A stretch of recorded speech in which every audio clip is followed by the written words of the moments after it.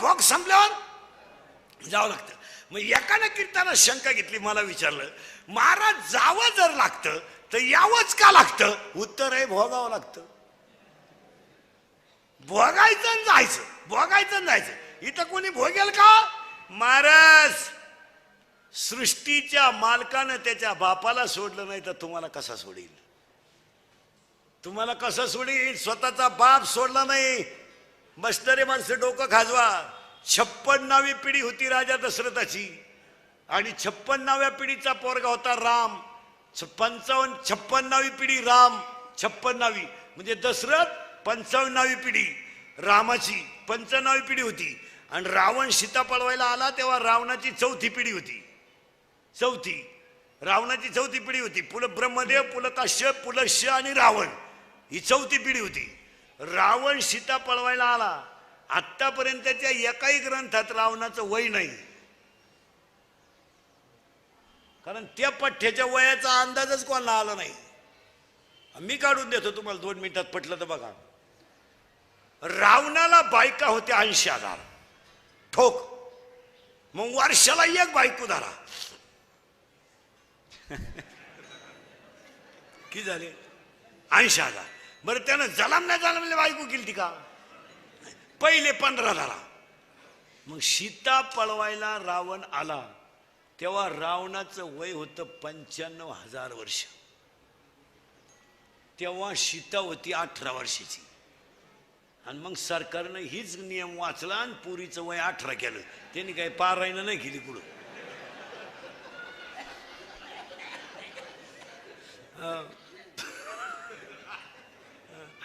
ऐका आता, सीता पळवायला रावण आला तेव्हा त्याचं वय होतं 95,000 वर्षे. पण सीता धनुष्य उचलायला राम आला तेव्हा रामाचं वय होतं 25 वर्ष. आणि राम होता राम होता 25 वर्षाचा आणि सीता होती 18 वर्षाची. म्हणून सरकारनं पुरीचं वय केलं 18 आणि पोराचं वय 21 का केलं? तो 25ला लईच येडेवानी करील. आणि वेळ तो 2-3 वेळा बाप उचलून आपटाय बसलाय. मग ते 4 वाजा केले आणि पोराचे केले 21. आता पोराचे सरकारनं केले 21 पण देवानं केले 41. रेंज गेली काहींची, रेंज. काहींचा डिस्प्लेच गेला, चित्रच दिसलं. ही मंडळी आता गार झाली, पूर्वी लय फुगीर होती.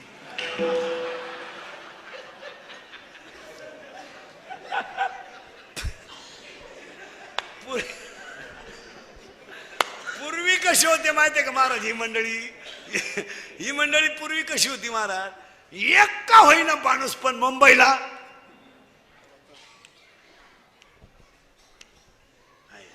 पूर्वी हा खाल्ला पट्टा आहे ना आपला, नांदूर, सोनुशी, निमोन, इकडली लोक माथाडी राहायची महाराज.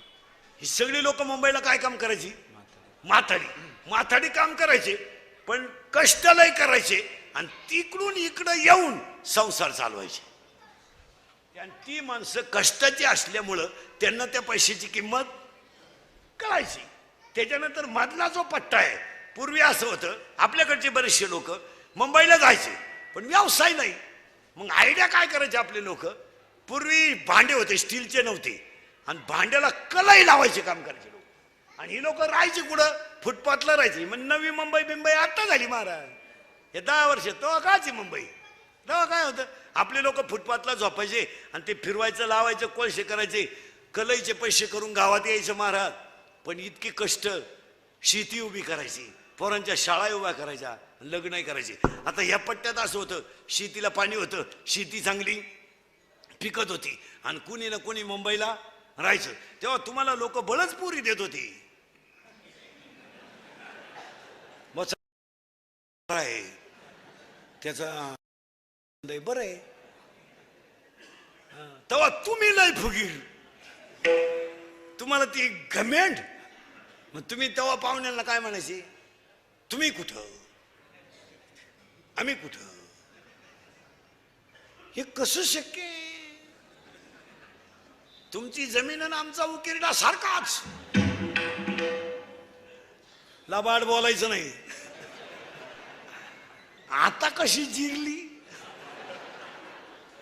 आता बळच पुरीच्या बापाला म्हणतात राम राम. तुम्हाला यंदा नाही, यंदा नाही भाऊ. तो तिकडं देवाला सोडा, आम्हाला नको. मग पोऱ्याचा बाप म्हणतो टच करणं आपलं काम आहे. तो म्हणला टच नको, धक्का नको, तू यंदा नकोस. मग आता त्या पुरीच्या बापानं इंद्रिकरचं कीर्तन ऐकल्यामुळं ते हुशार झालंय. ते आता डायरेक्ट काय म्हणते माहिती का, यंदा नाही. हो बघा, मग आता पुरीचा बाप हुशार झाला, कीर्तन ऐकलं. तो आता डायरेक्ट काय म्हणतो माहिती, मी आज साहेब मोकळा. सुतळी नाही आपल्याकडं. पोराचा बाप म्हणला अख्खा आपलं. तुम्ही काढून नेतो बा, तुम्ही फक्त हा म्हणा. आता पुरीचा बाप त्याच्या पुढे गेला यंदा. हा काय म्हणा, हा काय थोबाडवा शितो, हा काय म्हणा. 3-3 लाख घेतलेत गेल्या सीझनला. पुरींच्या बापानं तिकडून पैसे घेतले, इकडं बोर मारला, त्यालाही फुफुटा निघला.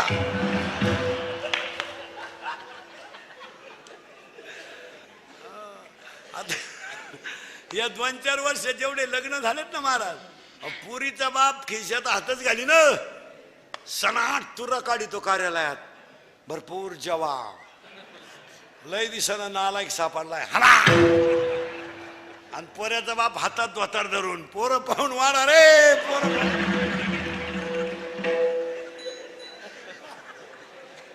पोरीनो तुमच्या बापाच्या दारात आहे ना अशी रांग लागणार आहे 2-3 वर्षात. रांग, मुलगी द्या, मुलगी द्या, मुलगी द्या. फक्त तोवर तुम्ही घरात राहिल्या पाहिजे. नाही तर रांग लागायची अंगणात आणि तुम्ही सापडायच्या धबधब्याखाली. काय करता, अवघड आहे महाराज. चला थोडं पुढं यावं लागतं, आल्यावर जावं लागतं. ती काळजीच नाही करायची. पण भोगल्याशिवाय सुटका नाही.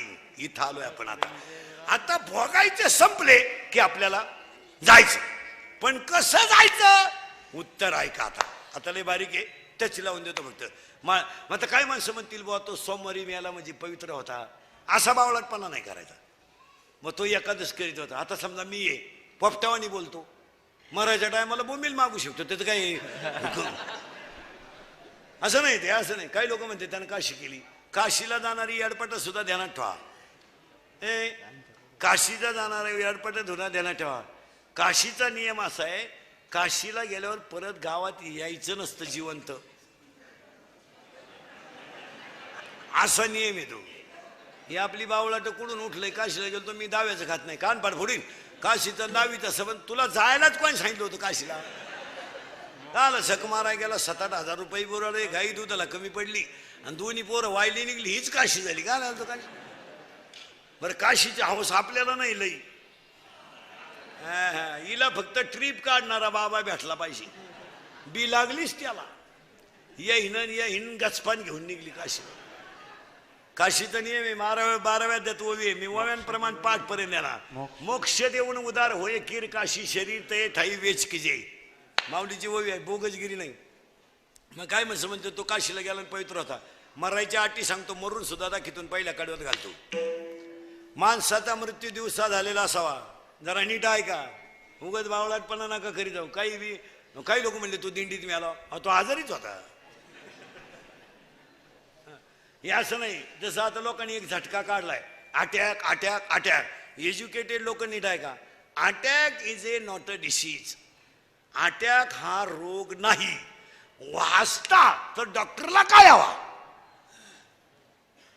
तुम्ही अभ्यास काय झालं, लोकांनी ठोक टाळा. अटॅक काय येतो, अटॅक म्हणजे काय, एका मिनिटात सांगतो तुम्हाला. तुमच्या मनावर एखाद्या गोष्टीचा आघात जर झाला तर ती गोष्ट तुम्ही कुणापाशी तरी बोलून दाखवली पाहिजे. म्हणजे ती गोष्टीचं भांडवल कमी होईल. आपल्या घराण्यातली इज्जत जाऊ नये म्हणून घरातली संकट माणसं स्वतःच्या अंगावर घेऊन जगतात. काय मत आहे? उदाहरणार्थ एखाद्या माणसाची पत्नी लवकर गेली, जाऊ नये. आणि महिला मंडळ मरण्याच्या बाबतीत तुम्हाला सांगतो, तुम्ही मागं राहा, आम्हाला पुढं घाला. याचं कारण सांगतो तुम्हाला. तुम्ही भांडे घासून जगू शकता, धुणं धुवून जगू शकता, तुम्ही नातू सांभाळून जगू शकता. पहाडासारखी माणसं दीड दमडीच्या सुनबाईचा अपमान सहन करून जगू शकत नाही. नाही नाही नाही, कधीच नाही.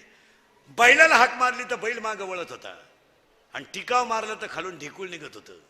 एवढी ताकद असणारा माणूस दीड दमडीच्या सुनानं केलेला अपमान तो म्हातारा सहनच करू शकत नाही. ज्या म्हाताऱ्याची बायको गेली मारा, त्या माणसाचं जगणं खरं नाही. आता ते फक्त म्हणायचं बरं आहे, मजा नाही त्याच्यात. एक सुना असू नाही तर एक सट असू, त्यात मजा नाही. 71 असल्या तरी चालतील आणि 91 असल्या तरी चालतील, काय उपयोग नाही त्याचा. महाराज बायको येडी आहे, आंधळी आहे, कशी असू द्या, पण त्या माणसाला औषध देणारी पाणी देणारी. महिला मंडळ तुमच्यापैकी बऱ्याच जणींनी भावाच्या पोरी करेल असतील सुना, केल्यात ना? केल्या ना? जिनं केली तिची फक्त मुलाखत घ्या, कस काय. फक्त तुवान झोडाय माणूस मिळाला तिला फक्त विचारा धाकट्याचं लगीन करते का, तसा देवाला सोडीन पण करणार नाही. भावाची मुलगी शक्यतो करायची टाळावीच. कोणचं जर जुळत आलं असेल तर त्याला आता कीर्तन संपल्यावर फोन कर, भाऊ तू तिकडे कोण नाही दे. नाही चालत महाराज. काही झालं तर महिला म्हणलं काही झालं तर महिला म्हणलं तो तिचा बाप आहे, आपला भाऊ आहे. असं कसं नाथ प्रेमाने तुटणार. उद्या मुलीचं सासूचं भांडण झालं, भाऊ मुलीचीच बाजू घेणार. तो डायरेक्ट म्हणतो गुड्डीचा काय दोष नाही, आपल्या बहिणीच्या डोक्यात वयामानानं फरक झाला. हे तर गुड्डी खाशी, गुड्डीची नाही अडचण, पण माई गुड्डीच तिला नीट करीन, यालाही गॅरंटी आहे.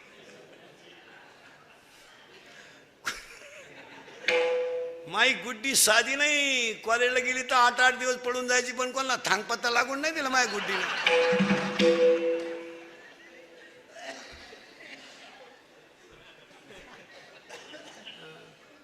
हे असं ते नाही जमत. ते इथून पुढे रक्ताचे नाथे बिथे काही राहिलं नाही महाराज. काय जे भाऊबंद, आता भाऊबंद ते मेलेच सगळ्यांचे, तुमचे माझे, आणि मेले तेच बरं झालं. भाऊबंद ते इतके नालायक तुमचे माझे, जिवंतपणी नीट जगून देती नाही, मेल्यावर त्यांच्याशिवाय जाता येत नाही.